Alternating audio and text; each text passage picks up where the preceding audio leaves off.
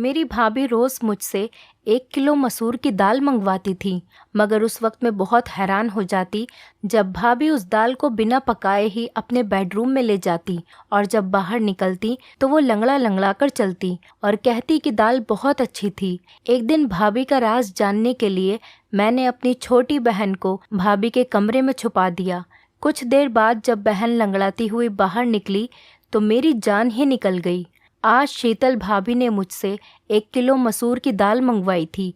मैं जैसे ही वो दाल लेकर घर पहुंची तो भाभी ने थैला मुझसे ले लिया और अपने कमरे में चली गईं। मैं हक्का बक्का रह गई कि भाभी को क्या हुआ। अभी आधा घंटा ही हुआ होगा कि मेरे भैया ऑफिस से जल्दी घर आ गए थे। उनकी तबीयत खराब थी और मैं अपने कमरे में ही बैठी थी। भैया को देखकर मैं जल्दी से उठकर उनके पास आ गई थी। मुझे उनकी चिंता सताने लगी थी, मगर वो बोले थोड़ी देर आराम करूँगा तो ठीक हो जाऊँगा। फिर उन्होंने अपने कमरे में जाने के लिए दरवाज़ा खोलने की कोशिश की तो दरवाज़ा अंदर से बंद था। भैया को कुछ शक हुआ तो भैया ने दरवाज़ा पीट डाला, मगर कमरे से तो भाभी की कोई आवाज़ ही नहीं आ रही थी।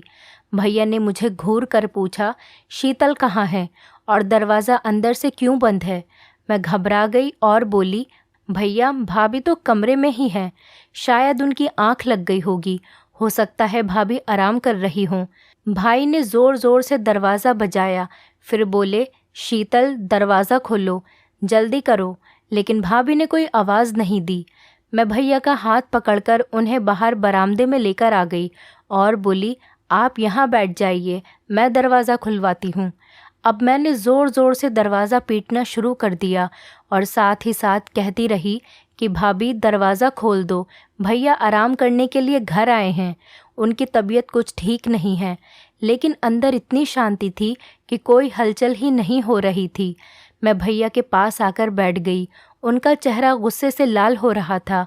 मैं बोली, भैया आप मेरे कमरे में आराम कर लीजिए, हो सकता है भाभी सो गई हों। निशा भी तो सो ही रही है ना। भैया ने ना में सिर हिला दिया और मुझसे बोले कि तुम यहाँ से जाओ, तुम भी आराम कर लो। लेकिन मैं भैया के पास ही बैठी रही। तभी भैया के कमरे का दरवाज़ा खुला और भाभी लंगड़ाते हुए बाहर निकलने लगी। भैया एकदम गुस्से से उठे और भाभी पर चिल्लाते हुए बोले, कमरा अंदर से बंद क्यों था? तुम नहीं जानती क्या? मैं अपनी 2 मासूम बहनें तुम्हारे हवाले करके काम के लिए बाहर जाता हूँ। तुम तो हर रोज़ ही यही सब करती होगी। तुमने मेरी बहनों को अपना समझा ही नहीं है। मैं खुद 16 साल की कम उम्र और डरपोक सी लड़की थी। भैया के गुस्से को देखकर मैं खुद ही डर गई थी, मगर फिर भी मैं आगे बढ़ी और बोली, भैया आप गलत सोच रहे हैं। भाभी ने कभी हमको पराया नहीं समझा, वो माँ की तरह हम दोनों का ख्याल करती हैं। शायद आज भाभी की तबीयत ख़राब हो, इसीलिए वो सो गई होंगी। मेरी बात सुनकर भैया ने मेरे सिर पर हाथ फेरा और ख़ुद कमरे में चले गए। भाभी की आंखों में आंसू आ गए थे और उन्होंने मुझे गले से लगा लिया था। वो बोली, शुक्रिया स्नेहा। मैंने कहा, शुक्रिया को मारो गोली, जल्दी चलो भाभी किचन में, चलकर दाल बनाते हैं। भाभी एक पल के लिए परेशान हो गई थी। वो बोली, स्नेहा दाल तो मैंने खा ली है, तुम अपने कमरे में जाकर पढ़ाई करो। भाभी लंगड़ाते हुए किचन में चली गई थी। मैं हैरान होकर वहीं खड़ी थी कि भाभी ने मुझसे झूठ क्यों बोला कि उन्होंने दाल को खा लिया है, क्योंकि मैंने अपनी आंखों से देखा था कि वो कच्ची दाल अपने कमरे में लेकर गई थी। मैं अपने कमरे में आ गई और पढ़ते पढ़ते ना जाने मेरी कब आंख लग गई थी और फिर सुबह को घबराकर मेरी अचानक से आंख खुली। मेरे साथ साथ निशा भी जाग गई थी और अब हम दोनों किचन में जाकर भाभी की मदद करने लगे। आज भाभी भी मुझे बड़ी बेचैन सी और खोई खोई सी लग रही थी। भैया भी किचन में आ चुके थे। अब भैया भी रिलैक्स लग रहे थे, भाभी से आराम से बातें कर रहे थे। मैंने ये सोचकर ये सब नज़रअंदाज कर दिया था कि ये सब मेरा वहम ही होगा। सुबह मैं जल्दी उठकर कॉलेज के लिए तैयार हो गई और भैया के साथ ही चली गई थी। वो ऑफिस जाते हुए मुझे भी अपने साथ लेकर जाया करते थे। मैं और निशा एक ही कॉलेज में एक साथ पढ़ते थे। उसकी फर्स्ट ईयर के एग्ज़ाम हो चुके थे, इसीलिए उसकी छुट्टियां चल रही थीं, जबकि मैं सेकंड ईयर में थी और मेरे एग्ज़ाम के लिए अभी 3 महीने बाकी थे। कॉलेज से घर आने के लिए मैं बस में सफ़र करती थी। मैं जैसे ही घर पहुंची तो मुझे लगा ही था जैसे भाभी मेरे इंतज़ार में ही बैठी होंगी। वो मुझे देखकर फ़ौरन ही कहने लगी कि स्नेहा, जल्दी से यूनिफ़ॉर्म बदल लो और मुझे 1 किलो मसूर की दाल लाकर दे दो। फिर वो अपने कमरे से पैसे लेने के लिए चली गई थी। भाभी की लंगड़ाहट भी ख़त्म हो चुकी थी। मैं जल्दी से मुंह हाथ धोकर भाभी के पास आ गई थी। मैं शीतल भाभी से पैसे लेकर 1 किलो मसूर दाल लेकर आई थी। आज मैंने भाभी को थैला पकड़ाते हुए कहा, भाभी आज प्लीज़ दाल चावल बना लीजिएगा। मेरी भाभी के चेहरे का रंग एक पल के लिए फीका पड़ गया था। फिर उन्होंने हाँ में सिर हिला दिया और दाल अपने कमरे में लेकर चली गईं। मुझे एकदम से अजीब सा लगा था कि ऐसा कैसे हो सकता है कि कच्ची दाल अपने कमरे में कौन लेकर जाता है। फिर मैं यही सब सोचती हुई अपने कमरे में आ गई थी और पढ़ने लगी। शाम के वक्त भैया ऑफिस से आए तो मेरे और निशा के लिए खाने पीने का सामान लेकर आए थे। भैया की आवाज़ सुनकर भाभी भी अपने कमरे से निकल कर आ गई और वो लंगड़ाकर चल रही थी। मैं हैरान रह गई कि पहले तो भाभी के पैर की लंगड़ाहट ख़त्म हो गई थी, अब दोबारा वो क्यों लंगड़ा रही हैं। मुझे भाभी पर शक हुआ, कहीं भैया को दिखाने के लिए नाटक तो नहीं करती। लेकिन जब मैंने भाभी के चेहरे की तरफ देखा तो साफ साफ पता चल रहा था कि वो बड़ी तकलीफ़ में हैं। मैंने अपनी सोच को फ़ौरन बदला और भाभी के पास गई और उनसे पूछने लगी कि उनके पैर में क्या हुआ है, तो वो चुप हो गई थी। भैया को बड़ी भूख लगी थी, इसलिए भाभी फटाफट किचन में चली गई थी और मैं अक्सर किचन में भाभी को मदद करती थी। आज भी मैं उनकी मदद के लिए किचन में चली गई। मैंने कहा, भाभी दाल चावल के बारे में सोच सोचकर बड़ी भूख लग रही है। भाभी ने मेरी तरफ बड़ी अजीब सी नज़रों से देखा था। भाभी कहने लगी, आज तो मैंने घर में आलू की सब्ज़ी बनाई है, दाल तो मैं कब का खा गई, बहुत ही अच्छी दाल थी। ये सुनकर मैं हक्का बक्का रह गई थी। एकदम ही मेरा दिल भर आया और मैं सब कुछ छोड़ छाड़ कर अपने कमरे में आ गई थी। मैं अपनी सोचों में गुम थी, लेकिन निशा को देखकर मैं एकदम से चौंक गई थी, क्योंकि वो अपनी पुरानी फर्स्ट ईयर की किताब खोलकर बैठी थी। मैंने उससे कहा कि जब पढ़ने के दिन थे तब तो तूने पढ़ाई से जान बचा ली, अब क्या फ़ायदा इस पढ़ाई का। मैंने निशा से किताबें छीनने के लिए हाथ आगे किया तो उसने मेरा हाथ झटक दिया था और एकदम गुस्से से बोली, कभी तो मेरी जान बख्श दिया करो, हर वक्त मेरी माँ बनने की कोशिश मत किया करो। आप सिर्फ मुझसे 2 साल बड़ी हैं, 20 साल नहीं, जो मेरे हर मामले में टांग अड़ाती फिरती है। मुझे निशा से इस तरह के बर्ताव की बिल्कुल भी उम्मीद नहीं थी। निशा ने तो कभी मेरे साथ इस तरह की बात नहीं की थी। मैं उसे छोड़कर भैया के पास आकर बैठ गई थी। भैया मुझसे पढ़ाई के बारे में पूछने लगे, जबकि मेरा सारा ध्यान भाभी की टांग पर था। वो भैया के सामने आने का टाल रही थी और बहुत मुश्किल से कोशिश कर रही थी कि वो लंगड़ाकर न चले। भैया ने मुझे जब यूँ सोच में गुमसुम पाया तो परेशानी की वजह पूछने लगे। मैंने बिना कुछ सोचे समझे ही भैया को बता दिया कि निशा ने मेरे साथ बदतमीज़ी की है। भाई ये बात सुनकर हैरान हो गए थे। फिर उन्होंने निशा को आवाज़ देकर बाहर बुलाया और बोले कि तुम हर वक्त कमरे में क्यों घुसी रहती हो, बाहर आकर हम सबके साथ क्यों नहीं बैठती। भैया के शब्द अभी मुंह में ही थे कि निशा ने ज़ोर ज़ोर से रोना शुरू कर दिया था। वो बोली, पिताजी खुद तो इस दुनिया से चले गए, लेकिन मुझे दर दर की ठोकरें खाने के लिए छोड़ गए। भैया कहता है कमरे में मत बैठो, भाभी कहती हैं घर के कामों में हाथ बटाओ, जबकि मेरी बहन तो मेरी दुश्मन ही बनी हुई है। भैया निशा की हालत देखकर हैरान रह गए थे। फिर भैया उठे और निशा को गले लगाकर प्यार करने लगे और बोले, निशा तुम जानती हो कि मैंने तुम्हें कभी भी अपनी बहन नहीं समझा, हमेशा अपनी बेटी ही समझा है, फिर तुम इस तरह की बातें क्यों सोचने लगी हो। निशा कुछ भी बोले बिना सिर्फ रोती चली जा रही थी। हम सब भी परेशान हो गए थे। फिर अचानक ही उसने अपने आंसू पोंछ लिए और हमसे माफ़ी मांगकर कमरे में चली गई थी। भैया ने भाभी को आवाज़ देकर बुलाया और बोले, शीतल आजकल निशा घर में ही होती है, ये इतनी चिड़चिड़ी क्यों हो गई है। भाभी का चेहरा एकदम ही सफ़ेद पड़ चुका था, वो बड़ी डरी हुई लग रही थी। वो बोली, सुनील निशा हर वक्त कमरे में ही बैठी रहती है, इसलिए मैंने 1-2 बार उसे बोला था कि घर के कामकाज में थोड़ी मेरी मदद कर दिया करो, इस तरह से तुम बोर भी नहीं होगी। शायद उसे मेरी बात बुरी लगी होगी। भैया कुछ सोचने लगे थे। जबकि ना जाने मुझे ऐसा क्यों लगा जैसे शीतल भाभी हमसे कुछ छुपा रही थी। बात सिर्फ इतनी ही नहीं थी, कुछ ना कुछ गड़बड़ तो ज़रूर थी। अगले दिन भैया हमारे कमरे के लिए टीवी लेकर आए, अच्छी अच्छी मूवीज़ ले आए, किताबें और नॉवेल्स भी लेकर आए और लाकर निशा के हाथ में थमा दी थी। और भैया कहने लगे, आज के बाद तुम घर में बोर नहीं होगी। फिर कैरम भाभी के हाथ में दे दिया और बोले, शीतल तुम और स्नेहा कैरम खेल लिया करो। ये देखकर भाभी भी मुस्कुरा गई थी। मैं जब कमरे में आई तो निशा मुझे बड़ी जोश में लग रही थी। स्नेहा, मैं सारा दिन फिल्में देख लिया करूँगी, तुम पढ़ाई में ध्यान लगाती रहना। मेरा दिल भी ललचा गया था। भैया निशा के लिए तो बच्चों वाली फिल्में भी लेकर आए थे। मैं देर रात तक जागकर पढ़ाई करती थी। एक दिन मैं पढ़ाई कर रही थी, तब मैंने भाभी को अपने कमरे से निकलते हुए देखा। वो तेज़ तेज़ कदमों से चलती हुई छत पर चली गई थी। ना जाने इतनी रात को छत पर क्या करने गई थी। मैं तो बड़ी परेशान हो गई थी। मैं पढ़ाई वगैरह सब भूलकर बाहर ही देखती रह गई थी।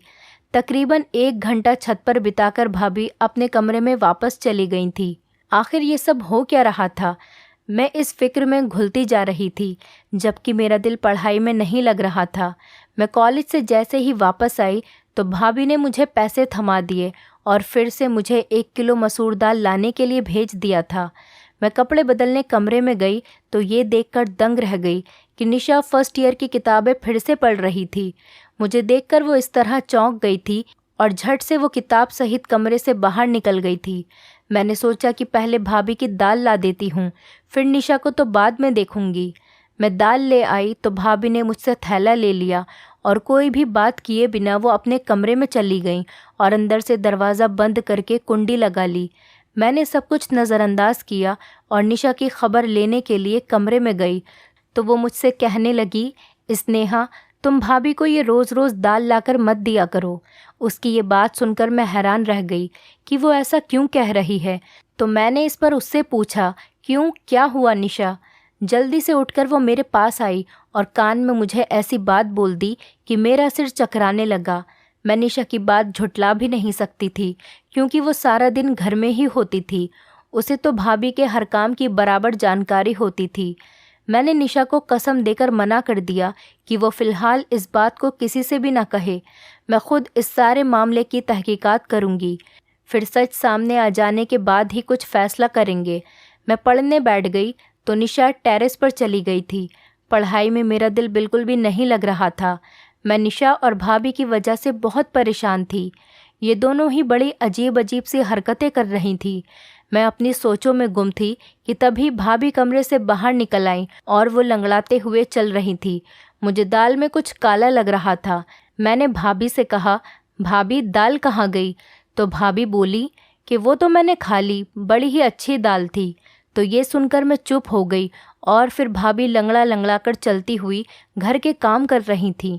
तब अचानक मुड़कर बोली, निशा कहाँ है?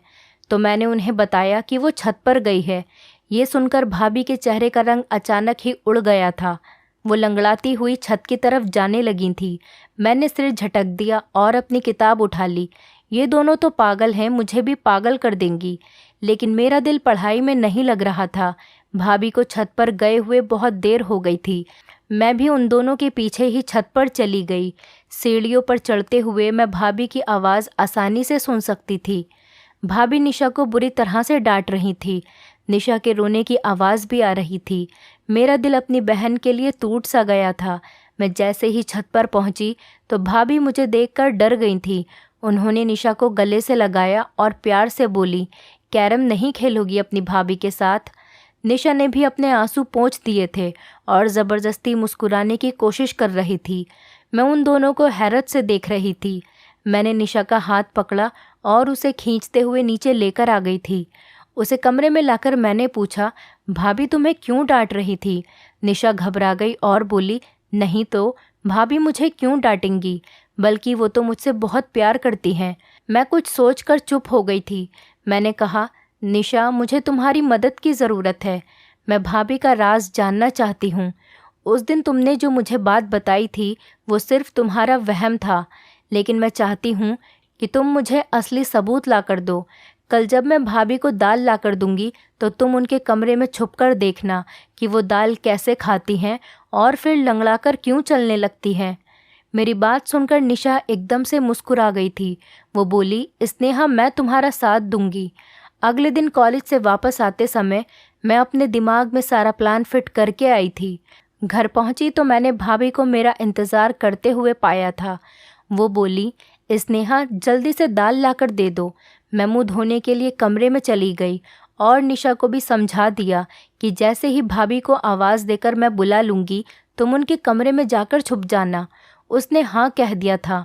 मैंने भाभी को आवाज़ दी और कहा, भाभी, दाल अब महंगी हो गई है, थोड़े पैसे और देने पड़ेंगे। भाभी मुस्कुराकर बोली, तो फिर क्या हुआ, मैं अभी लाकर देती हूँ पैसे। इतनी देर में निशा भाभी के कमरे में जाकर छुप गई थी। मैं दाल ले आई थी। भाभी ने खुशी खुशी वो दाल मुझसे ले ली और अपने कमरे में चली गई। मैं बाहर बरामदे में बेचैन होकर चक्कर पे चक्कर काट रही थी। 1 घंटे बाद भाभी के कमरे का दरवाज़ा खुला और वो लंगड़ाती हुई कमरे से बाहर आ गई थी। फिर भाभी किचन में चली गई तो निशा भी उनके कमरे से बाहर निकल आई। ये देखकर तो मैं दंग रह गई कि निशा भी आज लंगड़ाकर चल रही थी।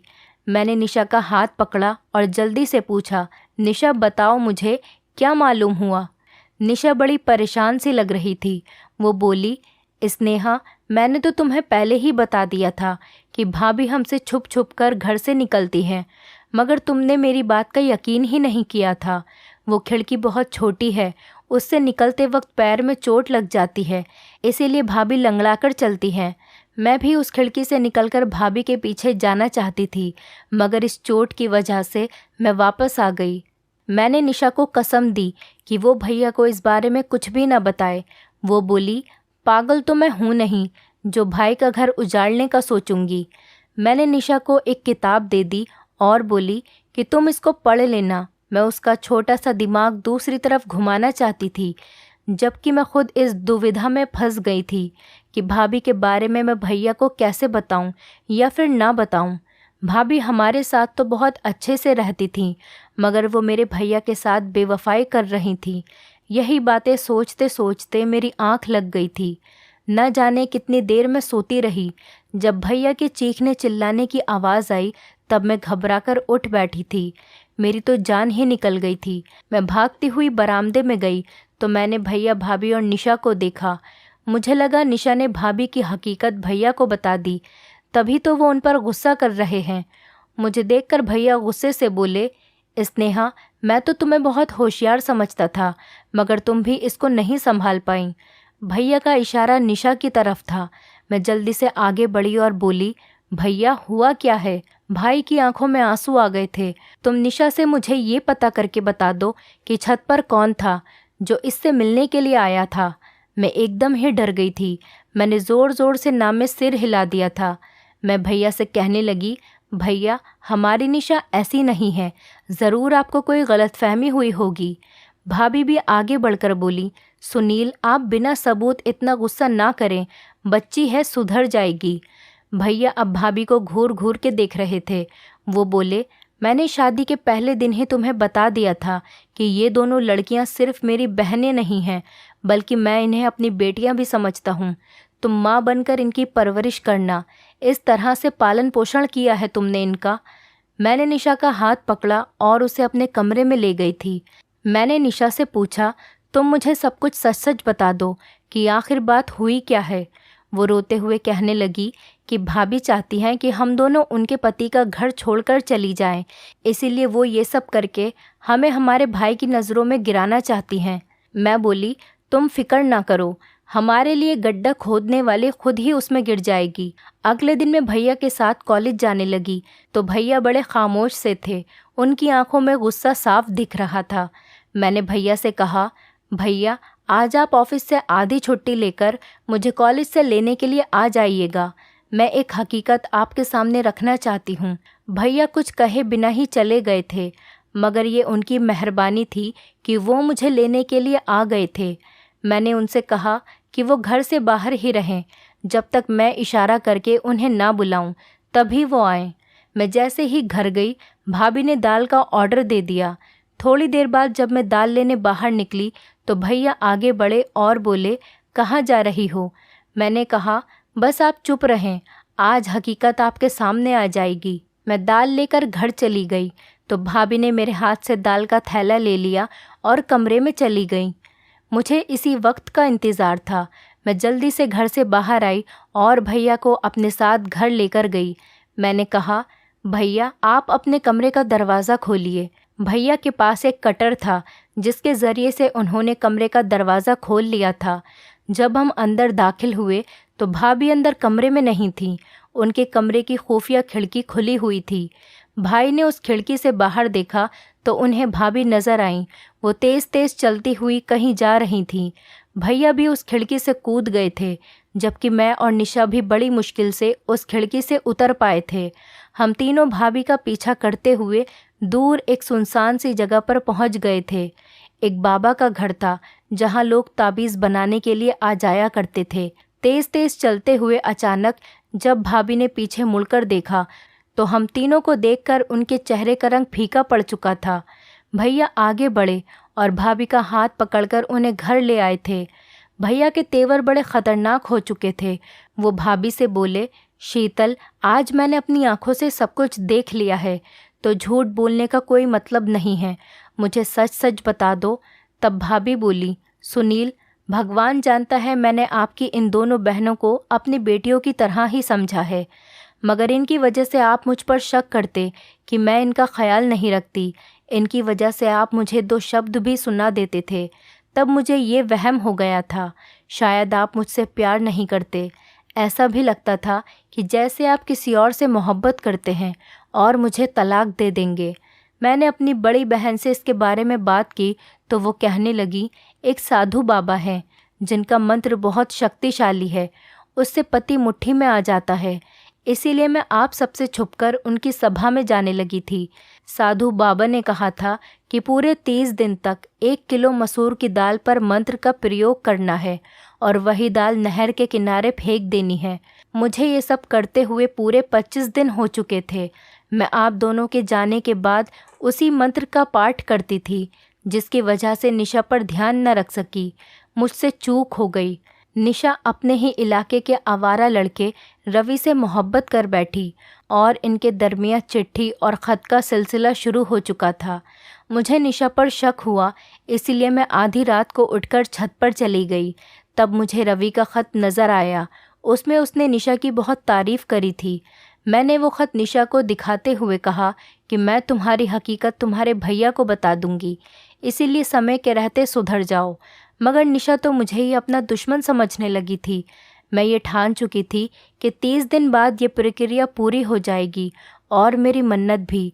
इसके बाद मैं निशा से सख्ती से पेश आऊँगी, मगर ये व्रत पूरा होने से पहले ही आप मेरा राज जान चुके हैं। मैं आपसे माफ़ी चाहती हूँ कि मैं निशा का ख्याल नहीं रख पाई।